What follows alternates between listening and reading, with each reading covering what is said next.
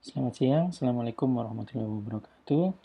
Hari ini kita akan melanjutkan materi tentang medan magnet dengan fokus utama tentang perhitungan induksi medan magnet. Pertama, kita akan mulai dengan contoh 4.11 yang bisa ditemukan di buku Fisika ITS. Di sini ada sebuah kawat dari panjang dari A sampai B, diketahui 20 cm dengan besar arus 5 ampere. Terus kita diminta untuk menentukan medan magnet induksi di titik C dan titik D yang jaraknya 10 cm dari kawat AB. Dan juga kita harus menentukan arah induksi tersebut. Berikut bisa dilihat pada gambar yang pertama ini. Kita gambarkan kembali AB kawatnya, C-nya titik induksinya, dan D juga. Nah, untuk mengetahui arah dari medan magnet induksi, kita menggunakan aturan tangan kanan seperti ini. Jempol untuk arus, dan jari-jari yang lain untuk medan magnet induksi. Karena sama seperti gambar ini, arus mengarah ke arah kanan, sehingga medan induksi di titik C dan D menuju ke pengamat yang digambarkan dengan titik di sini. Baik, setelah kita tahu arahnya, kita bisa menentukan besarnya. Pertama, yang untuk di titik C. Kita gambar seperti ini untuk segitiga ABC dengan panjang AB-nya 20 dan untuk panjang AC-nya 10. Di sini alfa A adalah sudut yang dibentuk dari garis mendatar ini terhadap dengan arah ke sini. Jadi dia 90 derajat, dan ini juga dibentuk dari arah garis mendatar dari sini ke sini. Dia alfa B. Menggunakan persamaan yang sudah kita pelajari sebelumnya, B itu merupakan dari sama dengan mu 0 dikalikan arus. Ini juga konstanta 4pi, dan RAC-nya ini yang 10 cm ini dikalikan dengan cos alfa B yang ini dikurangi dengan cos alfa A. Kita tahu RAC-nya itu sama dengan 0,1 meter. Terus kita juga harus menghitung BC-nya dengan menggunakan persamaan Pythagoras. Kita bisa dapat BC sama dengan 10 akar 5. Dan seperti saya sebutkan sebelumnya, alfa A sama dengan 90, dan menggunakan hasil hitungan sebelumnya, kita bisa menghitung cos alfa beta itu sama dengan 2 per akar 5. Nah, sedangkan K, yang konstanta ini, kita udah tahu 10 pangkat minus 7. Sehingga B di titik C itu sama dengan KIR cos alfa B kurangi cos alfa A. Kita masukkan semua nilai-nilai yang udah diketahui. 10 pangkat min 7 dimasukkan K-nya ini. Ini sama dengan arusnya. Ini 0,1 AC-nya.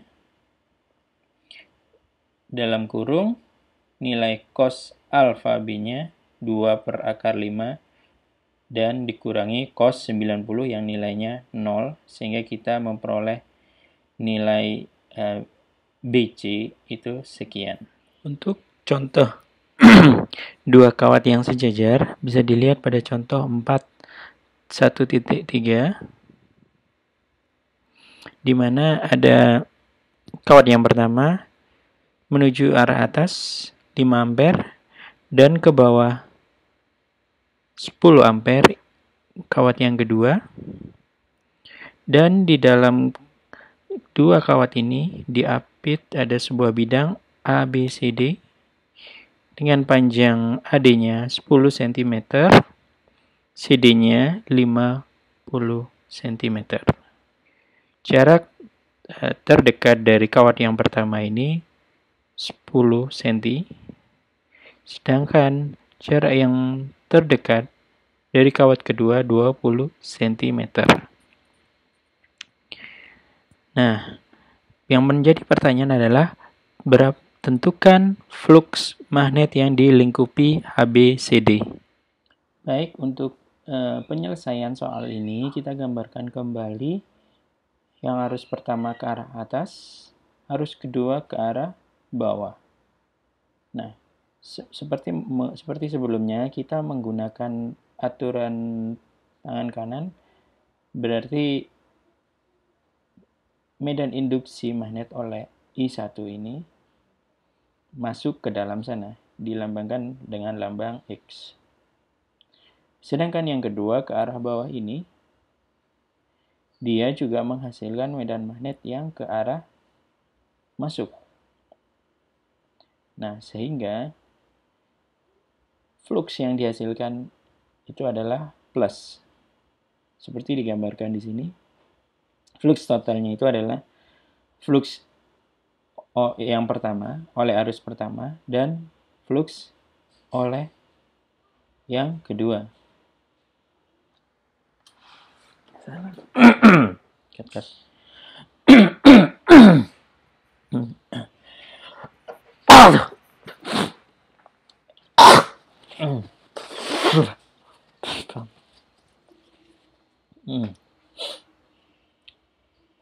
Baik, untuk penyelesaian untuk kasus ini, kita gambarkan kembali arus yang pertama ke arah atas, I1-nya, sedangkan I2-nya ke arah bawah. Menggunakan aturan tangan seperti kasus sebelumnya, untuk I1, medan magnetnya akan mengarah ke arah dalam, masuk ke gambar. Sedangkan yang untuk I2, karena dia mengarah ke bawah, medan induksi yang di daerah ABCD ini juga masuk ke dalam gambar. Sehingga total flux yang dihasilkan adalah flux yang pertama dan flux kedua. Di mana yang sudah saya jelaskan sebelumnya, perhitungan flux magnetik itu sama dengan medan magnet dikalikan luasan dikalikan cos theta-nya.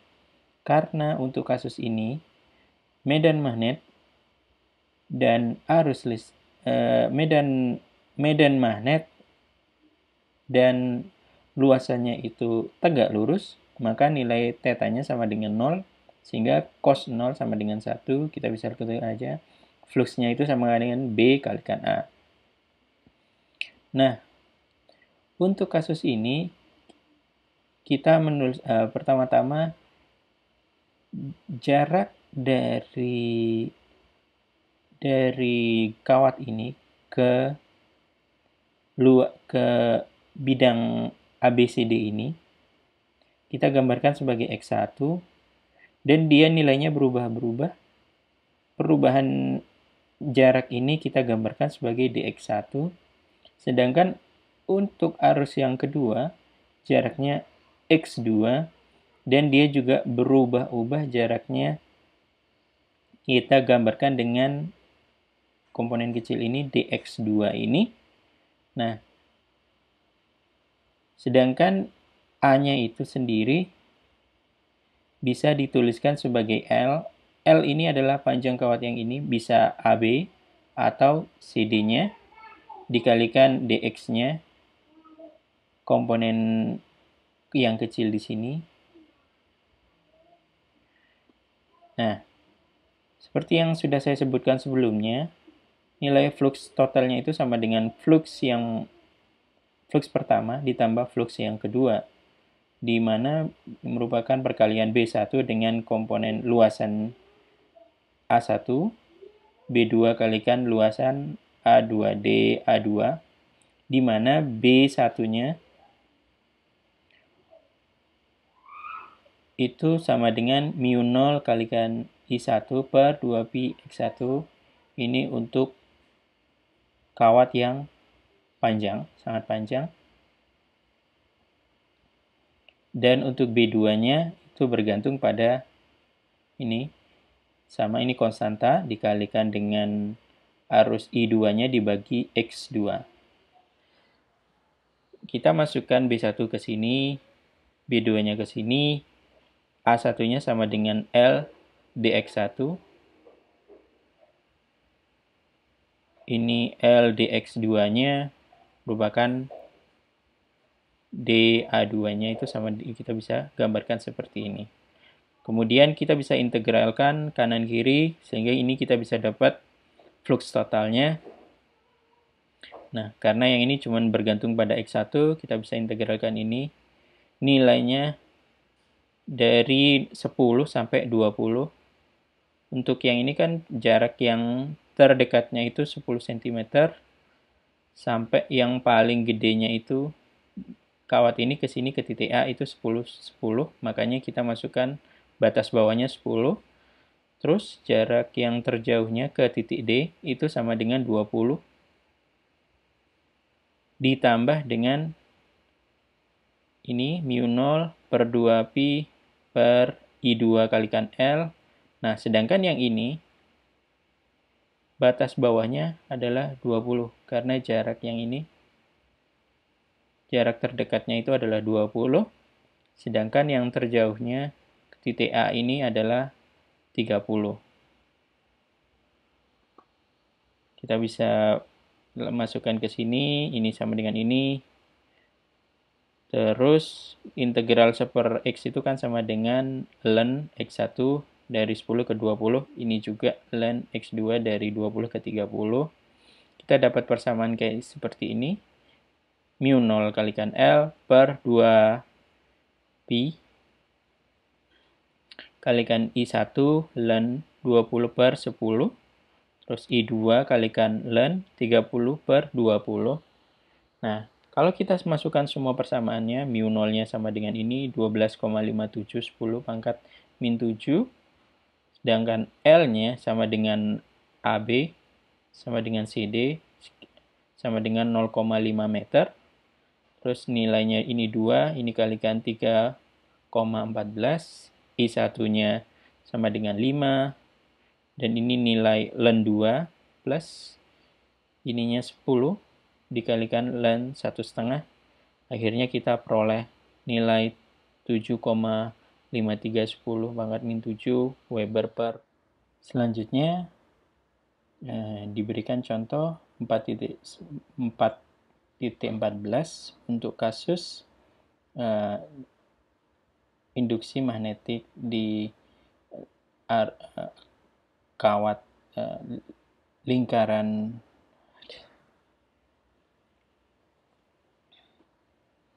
Contoh titik 4.14 menunjukkan untuk kasus induksi magnetik untuk kawat melingkar, kawat arus melingkar.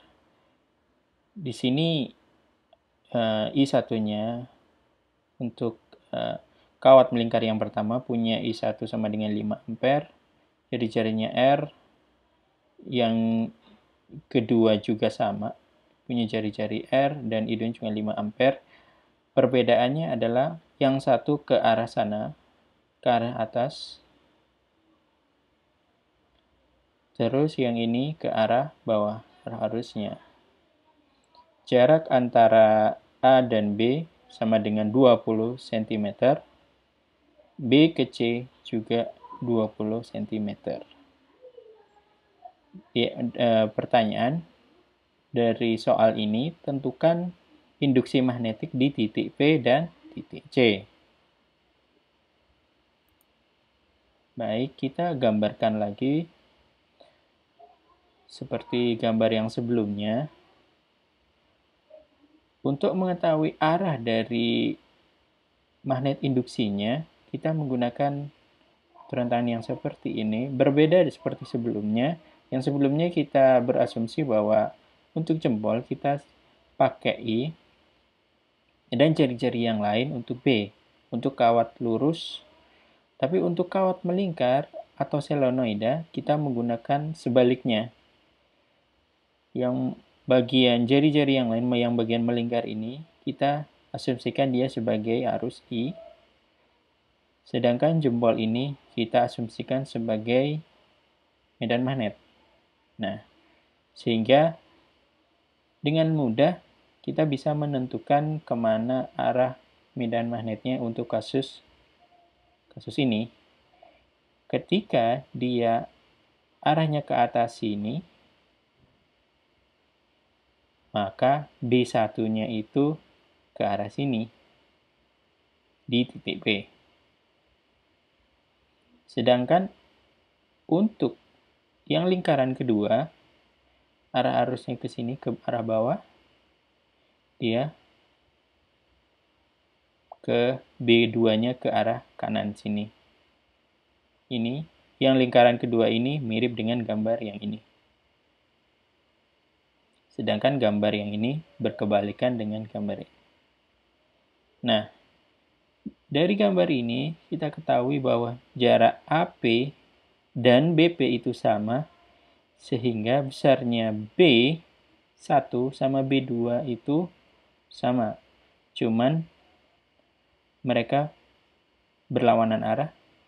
Nah, sehingga medan magnet induksi di BP itu sama dengan B plus B2, namun arahnya berbeda sehingga sama dengan total medan induksi di titik P itu sama dengan 0. Nah, sedangkan untuk yang di titik C, dia juga dipengaruhi oleh lingkaran yang pertama dan lingkaran yang kedua. Arahnya sama seperti ini. Karena lingkaran yang pertama ini jaraknya lebih jauh, kita gambarkan dia lebih pendek, sedangkan yang lingkaran kedua ini jaraknya lebih dekat dengan titik C, maka dia kita gambarkan lebih panjang. Nah, bagaimana cara menghitung BC karena kawat satu ini, BC1 ini kita menggunakan persamaan untuk kawat yang melingkar, induksi magnet untuk kawat melingkar. Kita menggunakan persamaan ini, μ0 kalikan I1 dikalikan dengan jari-jari kuadratnya ini R, terus dibagi 2, dalam kurung ini R kuadrat plus AC-nya, jarak lingkaran ini ke titik C, C kuadrat dalam kurung 3 dipangkatkan 3/2 ini. Kita masukkan semua nilai yang sudah diketahui. Ini dimasukkan, I-nya kita masukkan, jari-jarinya kita masukkan. Nah, akhirnya kita dapat nilai 9,07 kali 10 pangkat min 7 Tesla. Sedangkan untuk BC2-nya, yang berbeda adalah arusnya I2, kita ganti dengan I2. Jari-jarinya sama, R. Nah, yang berbeda di sini adalah BC. Yang sebelumnya kan BAC, jarak ini. Sekarang kita pakainya BC. C kuadrat. Kita masukkan semua informasi yang sudah diketahui. Akhirnya kita dapat nilai 45,25 10 pangkat min 7 Tesla. Nah, sehingga BC itu sama dengan ini dikurangi BC1. Nah, kita dapat peroleh besarnya magnet induksi di titik C sama dengan 3,62 10 pangkat min 7 min 6 Tesla.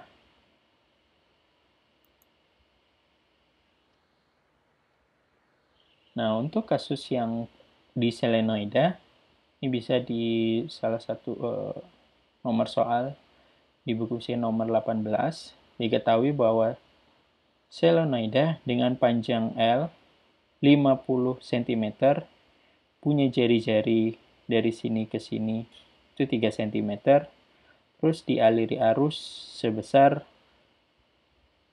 10 ampere dengan arah seperti ini. Ini menunjukkan dia masuk arusnya masuk, dan di sini keluar dengan titik. Nah, pertanyaannya adalah berapa flux magnet yang dilengkapi oleh selenoida bila selenoidanya dianggap sangat panjang. Untuk kasus selenoida, dan lingkaran, kita bisa menggunakan aturan kanan seperti di gambar ini, di mana jempol menunjukkan induksi magnet, arah lingkaran ini menunjukkan arusnya. Karena gambar solenoida di kasus kita ini sama persis dengan gambar ini, maka arah B-nya itu ke arah kanan. Ini untuk menunjukkan arah arusnya seperti lingkaran ini. Nah, untuk kasus ini, L-nya itu jauh lebih besar daripada jari-jari solenoidanya ini, sehingga kita menggunakan rumus yang ini. B sama dengan mu0 kalikan N dikalikan I per L, di mana L-nya sama dengan setengah meter, jari-jarinya itu 0,03 meter, terus I-nya 10 ampere, jumlah lilitannya 500, terus mu0-nya seperti sebelumnya. Nah, kita masukkan semua informasi ini, kita bakalan peroleh nilai B itu sama dengan 1,26 10 pangkat min 7 Tesla.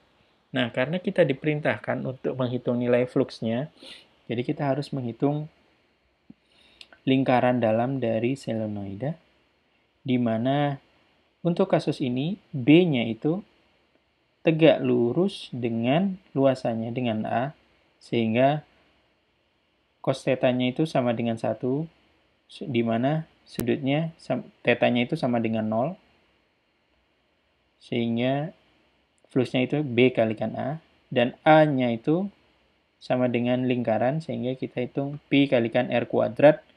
Nah, Pi-nya 3,14 kalikan ini 0,03 kuadrat, diperoleh 2,83 10 pangkat min 3 meter persegi. Nah, kita masukkan ke persamaan ini untuk B-nya. Masukkan sini, A-nya dimasukkan ke sini, sehingga kita bisa peroleh nilai flux itu sama dengan flux magnetiknya itu sama dengan 3,55 10 pangkat min 5 Weber. Untuk kasus toroida, diketahui sebuah toroida dengan radius dalam 25 cm dan radius luarnya 26 cm. Jika toroida tersebut mempunyai 3.500 lilitan dan dialiri listrik 11 ampere, tentukan besarnya induksi magnetik di dalam toroida tersebut. Nah, untuk menyelesaikan persoalan tersebut, kita menggunakan persamaan ini. B sama dengan mu0 kalikan jumlah lilitan kalikan arusnya dibagi Pi R1 plus R2. Nah, kita udah tahu berapa nilainya mu0. Seperti ini, lilitannya 3.500. Terus, besarnya arusnya 11 ampere. Terus Pi yang kita gunakan 3,14. Nah, untuk ini seharusnya koma 0,25 untuk jari-jari dalamnya, dan jari-jari luarnya 0,26, sehingga kita peroleh besarnya nilai toroida tersebut sebesar 3,02 kali 10 pangkat min 2 Tesla. Sekian perkuliahan pada pertemuan ini. Beberapa contoh kasus telah saya tampilkan. Jika ada pertanyaan, saya persilakan.